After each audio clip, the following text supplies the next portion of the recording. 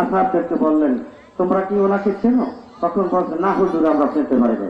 কোন যদি তো জিবরিল নিজে, উনি তাহিয়াতুল এলবে এই সুরাত নিয়া, মানুষের সুরাত নিয়া আমার সামনে বসলো।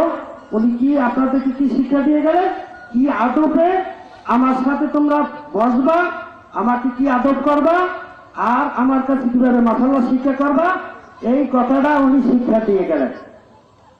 কিয়ামত পর্যন্ত গোটা উম্মতকে এই কথাটা শিক্ষা দিয়ে গেলেন, আদব কিভাবে রক্ষা করতে হবে। তাই যখন জিবরিল মেরাজে গেলেন, মেরাজের সময় হুজুর আলাইহিস সালামের পায়ে চুম্বন করে গেলেন, কদম বুচি করে গেলেন। কদম অর্থাৎ পা, বুচি অর্থাৎ চুম্বন করা। তাইলে গোটা উম্মতের জন্য হুজুর আলাইহিস সালাম যেমন, এই গোটা মুরিদের জন্য হিরো তেমন। এই কদম বুচি এখন মানুষ করে না। কেন করে না? কিছু মানুষ আছে পীরের কাছে যায় নাই, কারণ আমি আলাদার বাড়ি ছেলে, পীরের কাছে যাবো, পীরের কাছে যাই আবার সালাম কালামর মাথা নত কর্ম, কেমন ছিলে সমাজে হতো একটু বাজে। কিন্তু আল্লাহর নৈকট্য লাভ করতে হইলে সমাজকে দেখা যাবে না।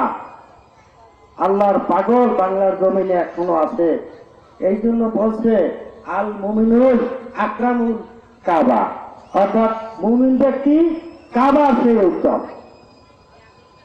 মুমিন ব্যক্তি কাবার চেয়ে উত্তম।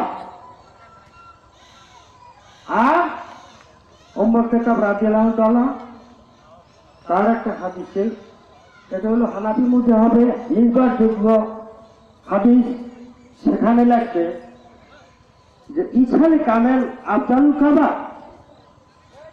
ফাওকা ইয়াদুল্লাহ হযরতে আসওয়াদ।